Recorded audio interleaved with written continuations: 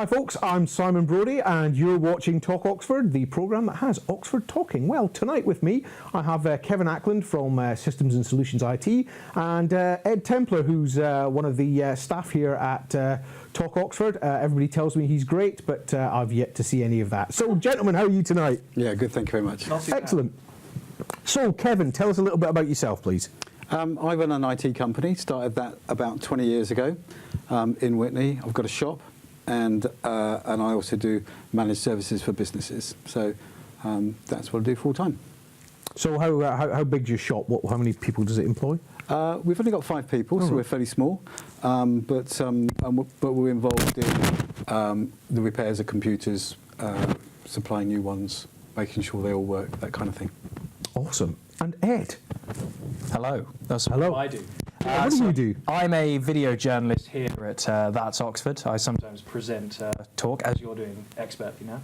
And I'm also a voice actor for voiceover roles, varying things from animations to the voice of the Oxford Recycling Campaign, I'll have you know. And then I do various things as well. I'm a session musician and videographer on the side as well. Session musician, is that the same way of saying out of work musician? It is. Yeah, it's the polite way of saying. You're like the Penny from Big Bang Theory of musicians. Yeah, let's go with that. Excellent. Yeah, except I have a real job. When we have a music thing, we'll definitely be getting you on as a guest, and you can play some stuff. Yeah, I'll give my semi-expert opinion. Kevin, I've noticed on my computer that there's a little icon at the bottom telling me something about Windows 10. Am I supposed to press that or what? Well, it's only happened this week, so Tuesday would have appeared for the first time. Microsoft have announced that for the first time they're going to give away their operating system. So Windows 8, they missed out 9 by the way. Windows 8 was the last operating system, and they're now giving away Windows 10. So if you've got Windows 7 or if you've got Windows 8, you're going to get a little icon at the bottom of your computer. You then can click that and you've got some options. One of those options would be to reserve your copy of Windows 10. And it comes down to you into your computer via a download. It's a 3 GB file, so it's going to take a little while to come down depending on your broadband speed. And it comes in what they call silently. In other words, it just does it in the background. That's all going to kick off around about the 29th of July of this year. So we're all going to have that icon until that appears, and the 29th of July, and then we'll be able to start downloading it. That's right. Couple of things I think probably a good idea to be aware of. 3 gig. A 3 gig file is quite large. Some people have broadband limits. So, for instance, if they've got I don't know, a 10 gig broadband limit, and they've got 4 computers in the house, they're going to incur some extra charges on their broadband. It's not that common, but it could happen. So it could cause some issues. Is it possible for people to not download it till later on and then just stagger it in the family to avoid these charges then? At the moment, it looks like once you've said reserve your copy, you're going to get it, whether you like it or not. Oh, awesome. And what about Windows XP? Because I noticed you talked about 7 and 8. I've got a couple of rather old laptops still operating on XP. Will they still be able to upgrade? They won't be able to upgrade, and Windows XP had failed the support back in April of 2014. So that's pretty old stuff. That started in 2002, so that's a very, very old operation. But I'll still be able to download Windows 10 onto that laptop, just not automatically. You almost certainly won't be able to upgrade it. You will have to. You probably have to get a copy some other way. Okay. I've heard they're also upgrading people who've pirated any other version of Windows, even for free. They said this when they announced the Windows 10 was coming out. Yeah, I remember seeing it on the news. They said even pirates will be able to get it for free, which is quite interesting because I think I have a slightly dodgy version of Windows as a partition on my Mac. Most versions of Windows are slightly dodgy. But why did they jump from Windows 8 to Windows 10? That seems a bit weird. But B, Windows 8, I mean, this is just my opinion, but Windows 8 was dreadful. Did you not get the memo? No. About Windows 9, we don't talk about. It's like Fight Club. Oh, right, okay. Windows 9 is like Fight Club, we don't talk about Windows 9. But apparently they're never going to have another big operating system up. Well, they obviously have updates, but then it's just going to be Windows 10 from now on. Oh, with stepped up. Yeah, exactly. With just incremental upgrades, and there may be big changes, but it'll always be Windows 10, apparently. just with big changes. Is that true? Is that what you've heard? Yeah, I've heard that, and also the other thing I've heard is that they may well be going to an annual subscription model. In other words, you get the program for free, but you don't necessarily keep it for free. Every single year, you have to pay for it. That's not been confirmed yet, but that's the big rumours going around. I think that Windows 8 was such a disaster that they had to do something with Windows 10, and what they've done has been good. They're going to give it free, but they have to make their money from somewhere, don't they? Yeah. That's true. Yeah, but then I suppose they make a lot of money from the corporate companies that kind of have to pay.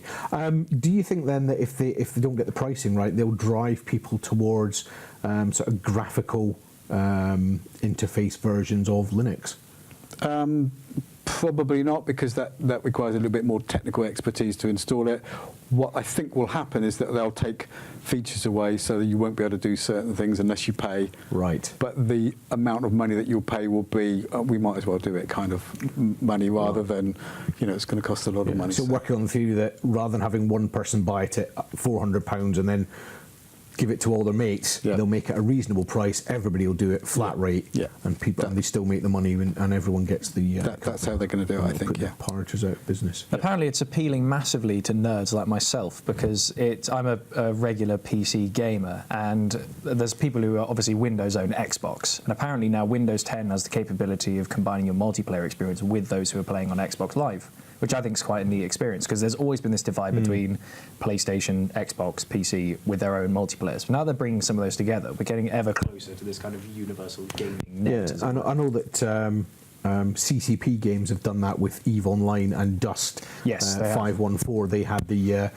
although Dust is now becoming potentially Project Legion on the PC. So they just had such a big PC master race.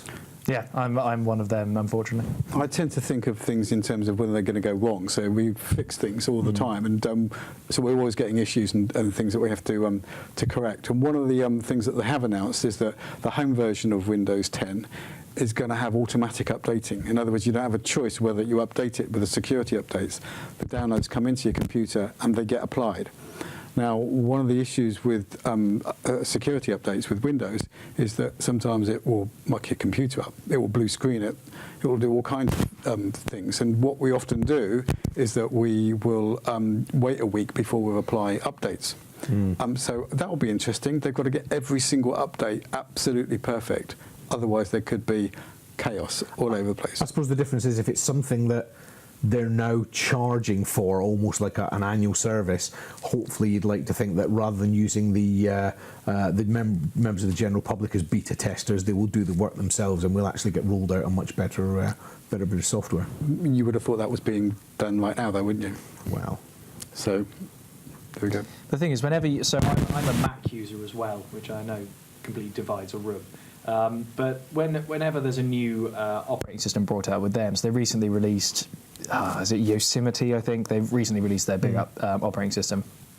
Every time you see it released, I'm religiously reading the reviews so that I know whether to upgrade or not, and they're always negative. They're always going, this is badly optimized. I don't know if that's just Apple, but the same thing happened to the last 2 or 3 iterations of operating system I've avoided, because the upgrades are religiously reviewed as being poor and then just being poorly optimized. Windows 8 was dreadful, as we've said. I'm just praying they don't make the same mistakes, because Microsoft is usually a company that learn from their mistakes, but whereas Apple don't seem to have. I'm not trying to be libelous, by the way.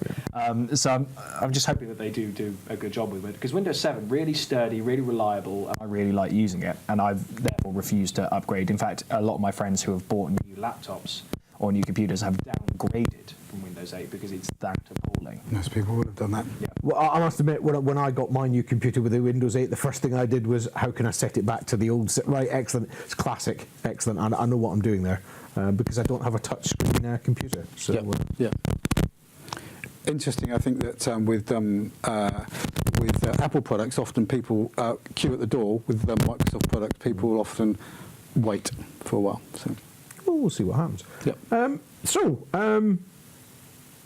You talked about quite often you get computers in with problems. What sort of things do you see in terms of viruses and components failing? Well, we would see viruses every single day, and some of them are fairly serious.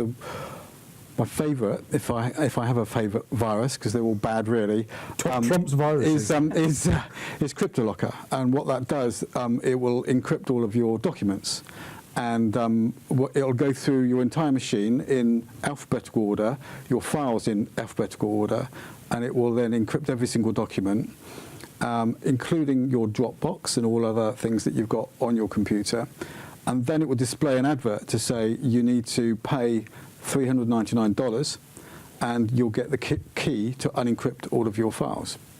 If you don't do that, then you lose all of your files. Now, I've never known anybody pay that ransom, but I've seen that particular virus on several occasions, and it wipes people out, completely gone. But I've got all my business stuff backed up on Dropbox. Is that going to be safe? Because obviously if I get the virus on my computer, it's not on Dropbox, is it? No, but actually I had an experience of one of those just recently whereby it infected the computer. It then infected the files on the Dropbox. The first thing that wanted to do was to synchronize its files up to the cloud, up to Dropbox. And in this particular instance, there were other devices that were connected with their Dropbox, and all those files were encrypted as well.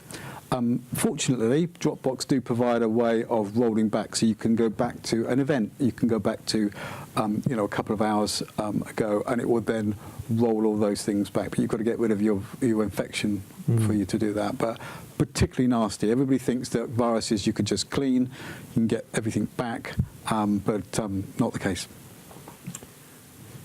Okay, right, ladies and gentlemen, time for an advert break. It's Simon Brodie here again, and you're watching Talk Oxford.